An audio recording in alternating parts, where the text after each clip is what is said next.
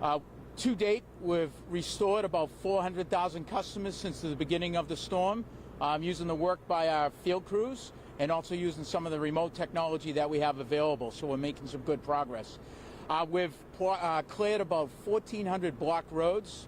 That's infrastructure, wires and poles and trees that are down, working closely with the communities, the fire and the police departments, identifying those public safety issues and getting that job done for them so they can get the streets open. One of our focus has been over the last couple of days is identifying any critical infrastructures, whether it's shelter, water treatment, well water infrastructure, and also any communities that want to open up the schools. Our community relations people have been working with the communities over the last 24 hours. So towns that are open up schools, that's been one of our top priorities, and we're going to get the job done for those folks. We have 2,000 line crews, primary line crews that are in this area. Rhode Island finished up. We have a few other line crews coming from the Newport area, Rhode Island, that are going to help out as well. And we'll just continue to get the job done. Yesterday, working with our engineering and operations team, we established town-wide ETRs. So we established a global estimated time of restoration early on in the storm, which was Tuesday.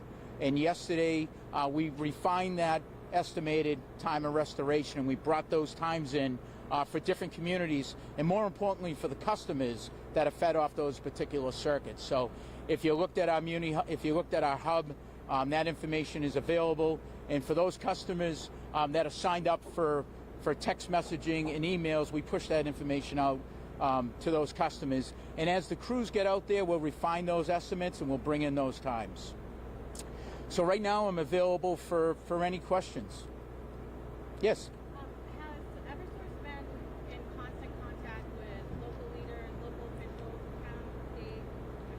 Yeah, no, yes, yeah, absolutely. So prior to the storm, our community relations, we talked directly to each one of the communities, state officials, and let them know what our plan is prior to the event.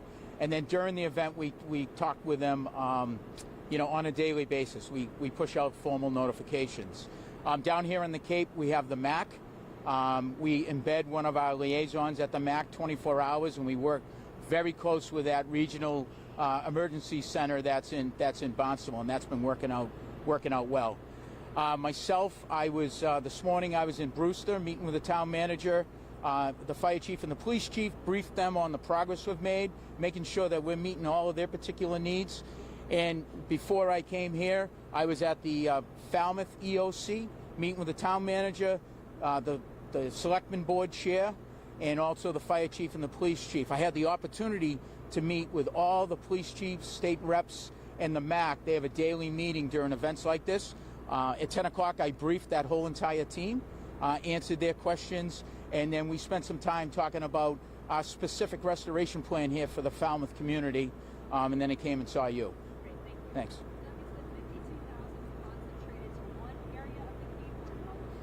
So the 52,000 is spread out throughout the entire Cape, and you can get, more granular information is available on our website. But our three biggest areas is the Falmouth area, the Brewster area, and also I think P-Town. We made some really good progress this morning. Now the way the distribution system is designed down here in the Cape Cod, we have long circuit feeders that feed multiple towns. So we could have a crew or many crews working in Orleans on a trouble that impacts and will put the lights back on for a community like Brewster. So even though you don't see crews working in a particular area, they're probably working on a repair that's going to impact them once that work's completed. What's the most challenging scenario you guys have found in the last couple days? I think some of the most challenging was Monday. Our ability in the blizzard-like conditions to just simply get out and drive the vehicles around. I know the folks that were out in that. I mean, there's been many reports of cars getting stuck on the highways and the off ramps. So that was a challenge for us. We had some icing, a lot of icing. The type of snow, the caked on snow, was very difficult on some of our infrastructure, and of course the hurricane speed winds was very difficult. Last question for me, and I'll be quiet. In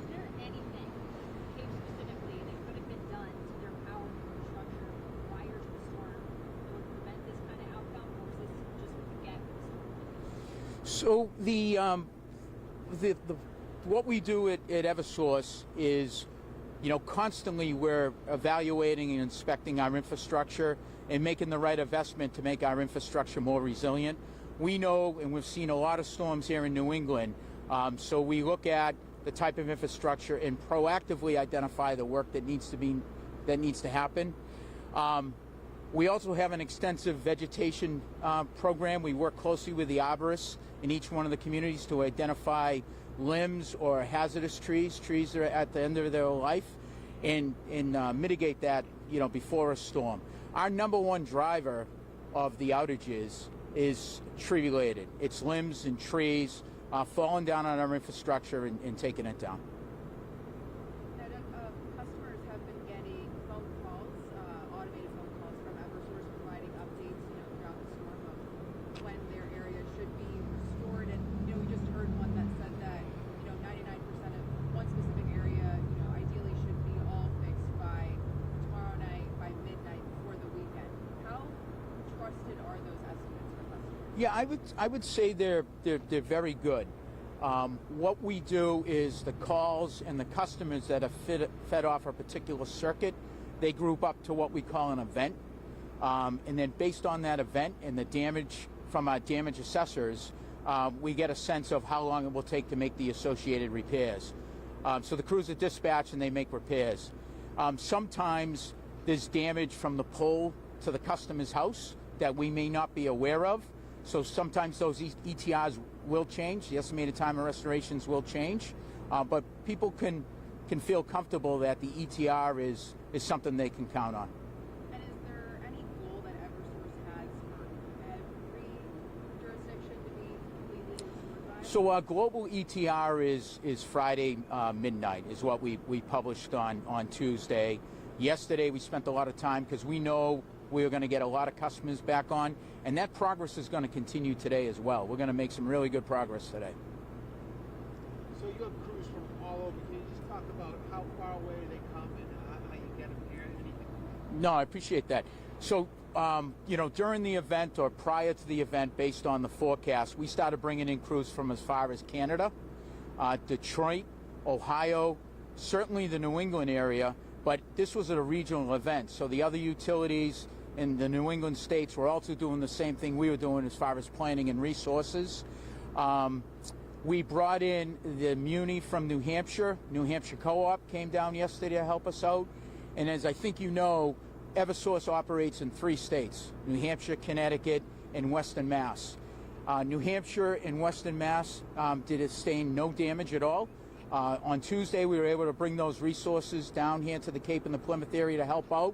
When Connecticut finished with their restoration, we brought in those crews. And it's not only those crews from the Eversource companies, but it's also the management team, the engineers, and all the logistical support necessary to make this restoration happen. And then just one other thing. So we're getting calls from North Dennis. There seems to be a lot of people out there. Do you know anything about North Dennis? I don't have particular details of North Dennis. I will say, though, if you look at the number of crews we had, they're spread out in every one of these communities, including Martha's Vineyard. We're not just focused on one community. We have resources in every community. So I'm sure the largest outages in Dennis are currently being worked at. And after this, we can follow up and get some details if you like. Thank you. Can I ask, you were saying about how many roads were cleared. Can you give us, maybe on the Cape, what kind of that was like trees in the roads, wires in the roads? Yeah, so I don't have the particular numbers in regards to the Cape, New Bedford, or Plymouth area, but we work with the police chief, the fire chiefs, the community officials.